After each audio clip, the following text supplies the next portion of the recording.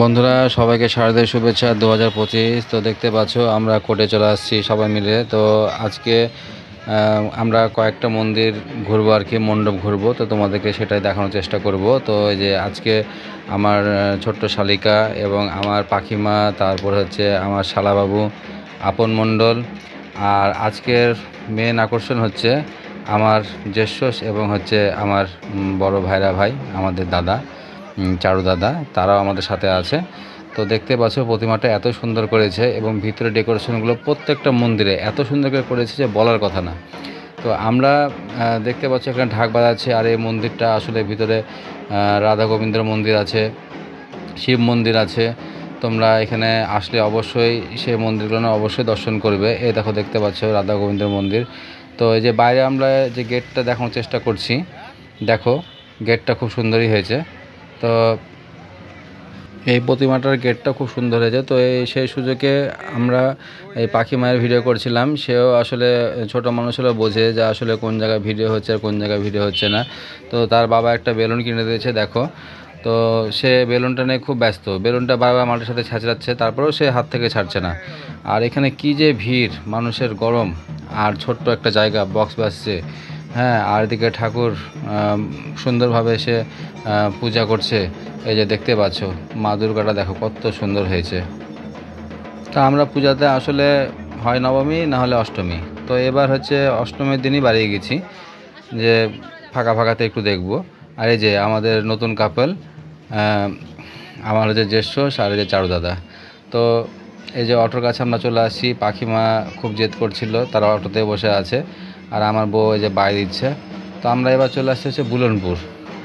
দেখো বুলনপুরে এই মন্দিরটা আসলে প্রতিবারই খুব সুন্দর করে, ভিতরে ডেকোরেশন বলো আর যাই বলো, গেটটা দেখো কি সুন্দর, অসাধারণ একটা। আর ও যে নামতে যাচ্ছিল না পাখিমা। তো দেখো এখানে আমাদের আরেকটা শালির সাথে দেখা হয়ে গেছে, হ্যাঁ।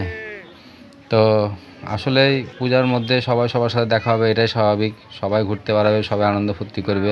পূজার আনন্দ ভাগাভাগি করাটাই আসলে খুব মজার। তো এই যে আমরা চলে আসছি শ্রীরামপুর। এই পূজাটা রাস্তার উপরে হয় খুবই সুন্দরভাবে। তো এবারও আমরা আসছি। তো দেখো আমাদের দাদাভাই সামনে এগিয়ে গেছে মাকে দর্শন করার জন্য। আর এখানে দেখো মাটা এত সুন্দর করে মানে ডেকোরেশন করেছে যে আসলে ক্যামেরাতেও অত সুন্দর আসছে না, অতটা ভালো আমি নিতে পারিনি। তো এরপরে আমরা চলে আসলাম। তো আমরা যে পার্কের গেটের কাছে চলে আসছি। তো এখানে দেখো কত সুন্দর করে মানে ডেকোরেশন করেছে এরা। প্রতিবারই এরকম গেটের কাছ থেকে একেবারে ভিতর পর্যন্ত সেই সুন্দর লাইটিং করে ওরা করে আর কি। তো ভিতরে প্রতিমাটা, প্রত্যেকটা প্রতিমা কি যেন এবার আমার খুবই মন কেড়ে নিয়েছে, মানে আমি বলে বোঝাতে পারবো না, এত সুন্দর হয়েছে। আমি বারবার করে মা দুর্গার দিকে এভাবে ক্যামেরা টেনে টেনে দেখানোর চেষ্টা করছি এবং নিজেও দেখছি যে আসলে প্রতিটা জায়গাতে থিমটা এত সুন্দর করে সাজিয়েছে যে বলার কথা না। আর এটা হলো চণ্ডীপুরের কালীমাতার মন্দির। তো আসলে পূজাটা এমনভাবে মানে তৈরি, মানে ডেকোরেশনটা করা হয় আর কি। তো রাস্তার উপর থেকেই আমরা দেখতে পাচ্ছিলাম। তো আমার শালিরও পায়ে নতুন চ্যানেলে ফসকা পড়ে গেছে, যদিও ওকে কিছু বললে ওর মনে ফসকা পড়ে না, কিন্তু ওর পায়ে ফসকা পড়ে গেছে, তাতে কোনো সমস্যা নাই। আর এই যে রাতের রাজশাহী দেখো কত সুন্দর, নীরব, ঠান্ডা, শান্ত একটা শহর। তো এখন রাজশাহীকে বাংলাদেশের দ্বিতীয় রাজধানী বলে আর কি। আর এই যেটা চলে আসছে আমরা ঘোষপাড়া, হচ্ছে আমাদের নতুন সংঘ বলে একটা পূজা, এটা প্রতি বছরই হয়। তো এবারও হয়েছে, গতবার হয়েছিল বাম পার্শ্বে, তো এবার হয়েছিল ডান পার্শ্বে। তো যাই হোক এখন কি আর বলার, পূজা হলে তো আমাদের জন্য ভালো। আর এটা মিলন মন্দির। মিলন মন্দির চেনা না এমন খুব কম সংখ্যক লোকই আছে, ঘোষপাড়ার মিলন মন্দির। তো এটাও একটা আমাদের সবার আকর্ষণ থাকে যে আমরা মিলন মন্দির যাব।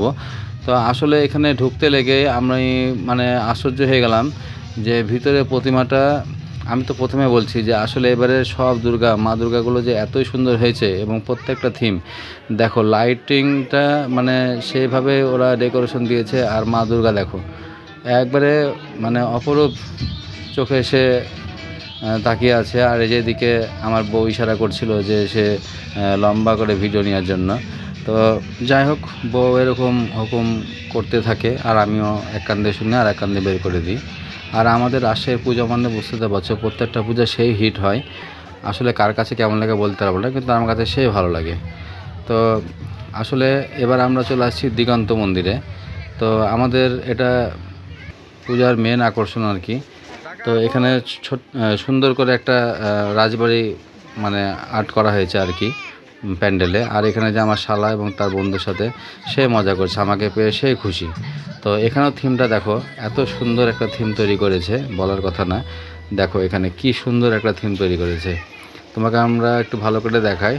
দেখো, না দেখলে আসলে বুঝতে পারবা না থিমটা কি। দেখো খুবই সুন্দর হয়েছে। রাজশাহীর পূজাগুলো যে এবার এতই হিট হয়েছে, হ্যাঁ বলার মানে আমি ভাষা পাচ্ছি না আর কি। তো বন্ধুরা আসলে ক্যামেরাতে তো সব কিছু এভাবে দেখানো যায় না। তো বন্ধুরা আমি বিদায় নিচ্ছি, সবাইকে নমস্কার জানিয়ে। তো আমার ভিডিও ভালো লেগে থাকলে অবশ্যই লাইক করুন, সবাই দিয়ে পাশে দেখবে। Tata, bye bye.